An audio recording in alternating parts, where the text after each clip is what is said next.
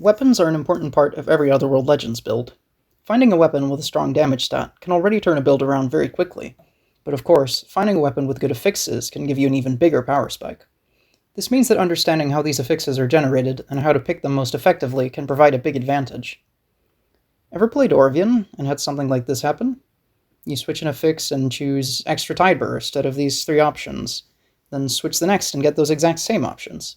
And you keep doing this for the others, and the exact same options show up every single time, even down to the exact percentages. So what are the odds of this happening? As it happens, it's 100%. In this video I'm going to explain why this happens, and most importantly, how you can abuse it.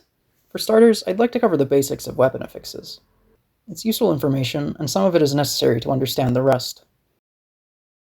The first thing is that weapon affixes are usually composed of a static part and a random part. The static part is always the same, and the random part is a percentage that is randomly picked between two predetermined values. The affixes that regard debuffs also have an extra random part that determines what debuff is affected. Additionally, if two weapon affixes of the same type, that being the static part, are stacked, they apply independently. For example, getting two affixes that boost primary skill damage by 25% will have them multiply each other for 1.565x damage, instead of adding for 1.5x damage.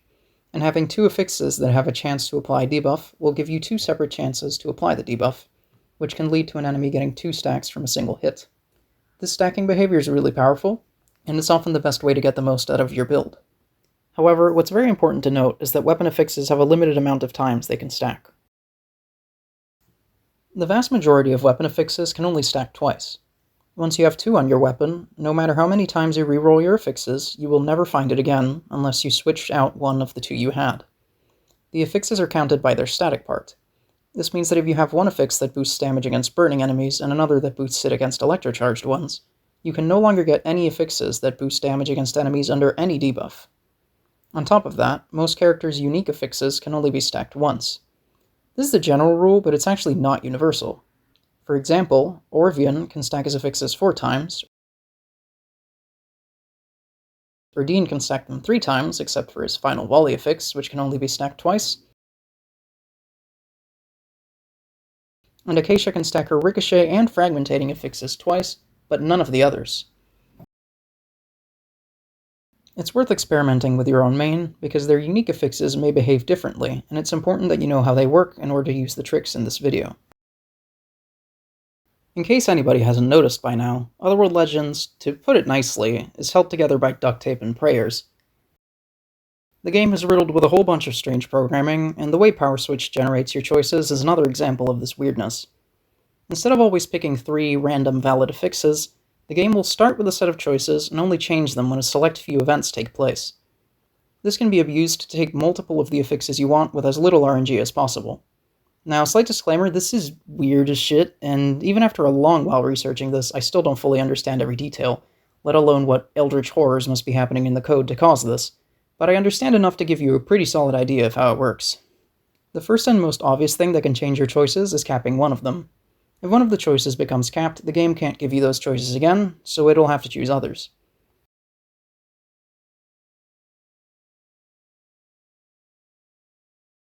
Another time choices will get re-rolled is if a cap is removed. This one makes less sense, but I can still get behind it.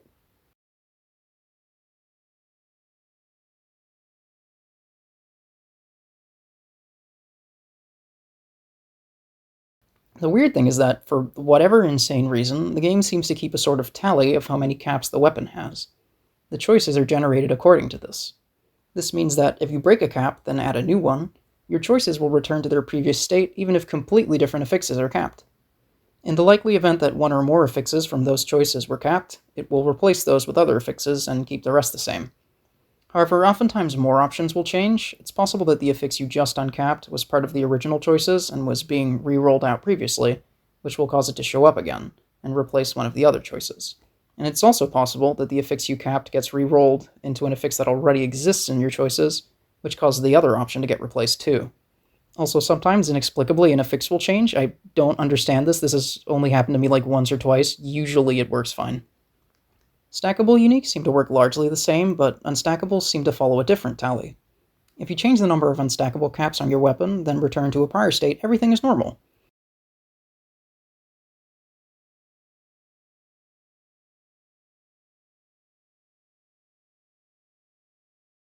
But if you add a regular cap and remove an unstackable one, or vice versa, then sometimes you get completely different results. But some other times it's fine.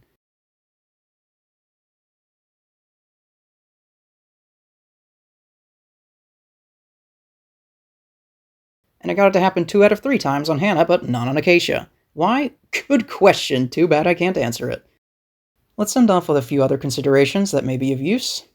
The choices remain the same between levels and if the level is reloaded, and the choices are independent between weapons. Switching affixes on one weapon will not affect the affixes shown for the others.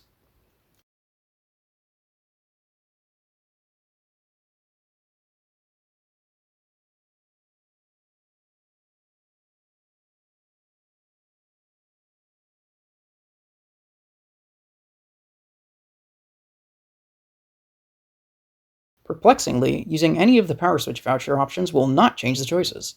They will be different when you do them, but return to normal after the next switch if no caps were changed.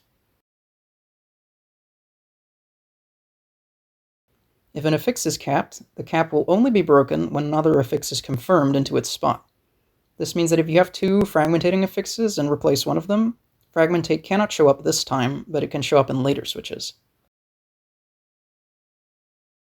Infusing the weapon will only change the choices in the same situations where a power switch would, for example, causing an affix to become capped.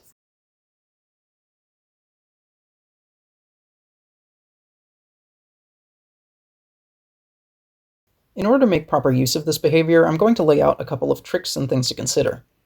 For starters, remembering the caps for each affix is the easiest and most important thing to learn.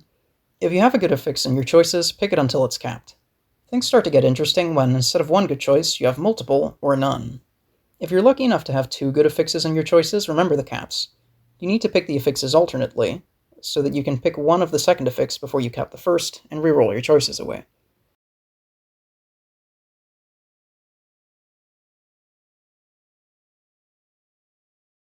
In the case that the weapon also has a cap you can remove, you can try to break it with a switch that will cap the first, which has a chance of keeping your other choices intact and letting you pick another stack of the second.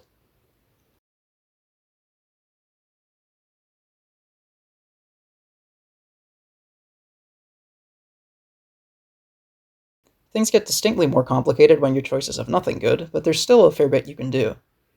The easiest way to deal with bad choices is to see if you can add caps. It's better to take an irrelevant option that will get capped and give you a chance to roll something good than compromising for the least bad option, then running into those same underwhelming choices on the next switch.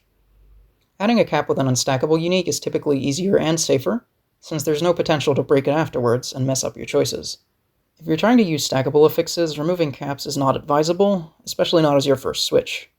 It will force you to reroll your choices if you run into something good, keeping you from stacking it a second time, and if you do get something nice after the cap is broken, once you cap it, you might end up with the same bad options.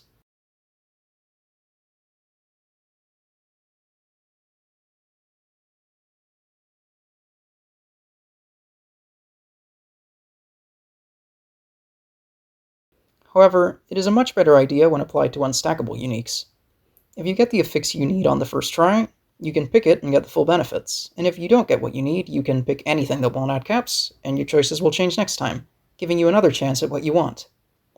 This only has one problem, which is that if the other choices you saw besides the unique were bad, there's a good chance you'll encounter them again, unless Al's spaghetti code has mercy on you. At the end of the day, if you really need a specific weapon affix, it tends to be a better idea to buy a weapon that has it to begin with, instead of gambling for it and making a mess. If the weapon isn't red, it might be a good idea to finish picking the choices you want before infusing it. If you don't, you run the risk of your infusion adding a cap and getting rid of your good options. If this does happen, it can still be recoverable, but it's probably better to avoid the situation altogether.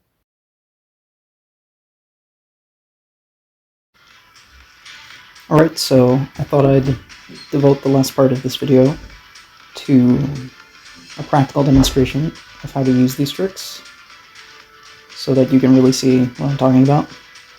I'm going to start doing this with Lana, because she does not need any unstackable uniques, and then I'm going to move on to Walther. And I'm going to just pick the first 5 red weapons that show up, and I'm going to optimize them as best I can. So we're going to be looking for mostly damage against a debuff. We're going to just assume that I have the debuff in question. Then it'll be primary skill, secondary skill, and normal attack damage, not super important. The rest is not very good, so that's the order of priorities. So we're going to start here. Let's see what we can do. Okay, so I'm not going to remove this. I don't want to mess with my choices. I'm just going to remove the least useful affix. Now I did get damage against the debuff, so I'm just going to pick 2 of these. I'm not going to replace this again because I don't want to mess with my choices excessively. Now normal attack's not super important, so I will try and see if I can get something better. As you got normal attack damage. Okay. But that is still better than this, so I'm going to pick it again. And that's weapon number 1. So, for the second weapon, we already have damage against the debuff and secondary, so that's a good start. I'm going to get rid of this. And look, primary skill damage. This one's going to be very simple, it turns out. Weapon number 2. Weapon number 3. Looks like we already have 2 good affixes here. So I'll start by getting rid of the worst one.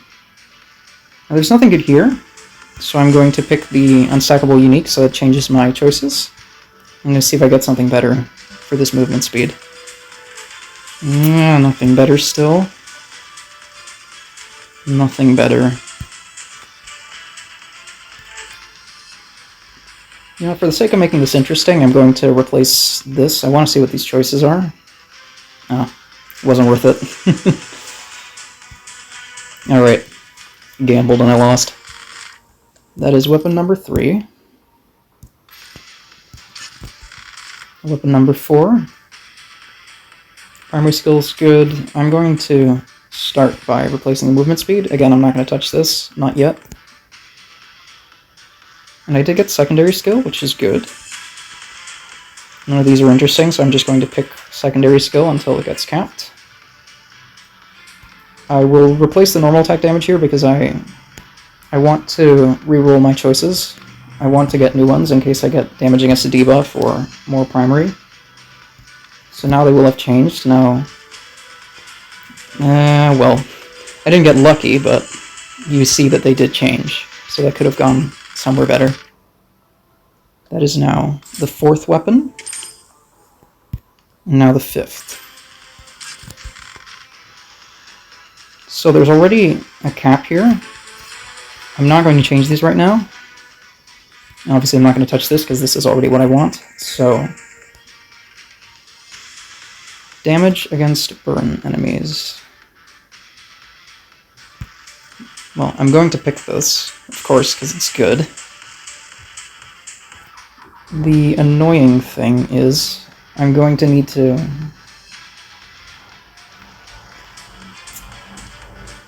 Yeah, this is going to get rerolled now because there is already damage against the debuff. And now when I get rid of this, if there's something good here, yeah, I won't get to pick it again because of the cap. Sometimes it's just how it be. Okay, look, rolled into primary skill. That's fine then. And that would be the 5th weapon. And now we will move on to Lothair. Here I'll be optimizing for Lothair, so I'll be looking for the Lion Gun mostly, but also normal attack, damage against some debuff, or like primary skill. Not really many others, mostly just those in that order. So let me get the first 5 I find once I'm done getting past the weapons I've already seen in my testing. That'll do. Alright. So we're going to start removing the cap. See if I can get... Oh, look at that. There it is. Lying in already. I'm going to remove the least relevant now. Don't know if my choices have changed or not. Now, I could take this. This isn't super good. So this will add a cap. But it'll just put me back where I was before.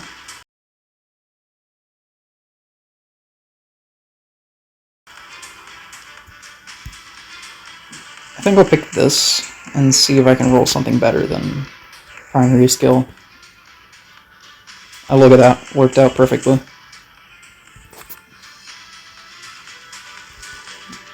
Just take this, and that's weapon number 1. Now, you also have a cap, so I'm going to start by removing this. And got lucky again. Wonderful. I'm gonna see what I can replace here. I have once again rolled something bad, so I'm just going to add an unstackable affix to change these options. I'm just going to assume I have electrocharged in this build, which in this case I don't, but... Nah. Looks like that one didn't work out. But that's still pretty alright. It's weapon number 2.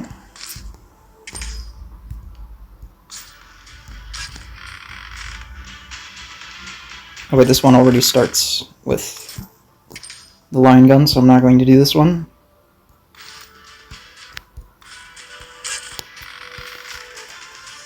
Now, there are 2 caps on this. I'm going to start removing the Actually, no. I'll start... No, but normal attack is more important.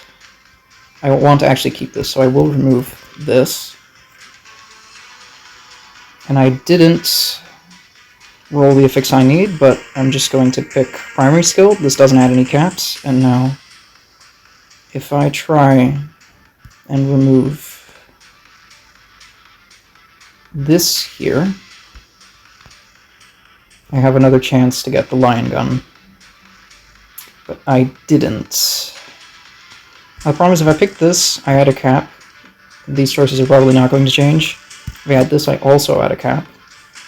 So I'm going to add this here, and then hope that I can roll the lion gun. I did not. Well, so we just pick the least bad option.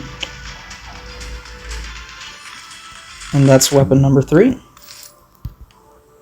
Now, number 4.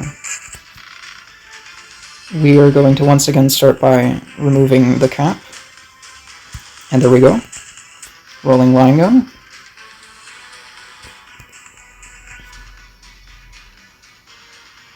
Oh, look at that. It doesn't look like my choice has changed. So, I'm just going to pick this, because this is good. I want this. I'm just going to pick 2. Weapon number 4. Now, this is interesting because we have very little to work with here. I'm going to start replacing the summon damage, which is useless. Now, this isn't anything I want, but this will reroll my choices, because it's an unstackable affix. And now we see, yep, there we go, it rolled into Lion Gun. I will risk the primary skill damage. This could still roll into something better. Yeah, look at that. Alright. That is weapon number 5, I believe. So that should serve as an example of how you can use these techniques to better use the weapon RNG, and really to see that a lot of it is not RNG, even though some of it is still obviously up to luck. But yeah, that's about it for the practical demonstration, and let's continue with the end of the video. So that's about it. This is actually something I've known about for quite some time, but I didn't have the in-depth understanding I do now after hours of research. It's a little surprising to me how few people seem to talk about weapon affixes. I've never heard anyone talk about their weird behavior and how it's so common that the choices repeat, so I don't know how many people knew this could happen or how it could be abused. I hope this helped you learn something new and that it'll be useful for your future runs. Anyway, want to hear something crazy? I started working on this script in January. This really was very difficult to find any kind of reasonable explanation for, and at the end of the day, as you can see, I've just had to chalk up a bunch of it to, oh, this just doesn't make any sense. Otherworld Legends bullshit, sorry. So yeah, combine that with having to re-record the footage because updates have gone by and I didn't want to use outdated versions, and having to rewrite the script because I kept finding holes in my theories, and just overall having to wait. Yeah, it's been kind of crazy, but I really am glad that I've finally been able to put this thing out, because this is something that could actually help. So yeah.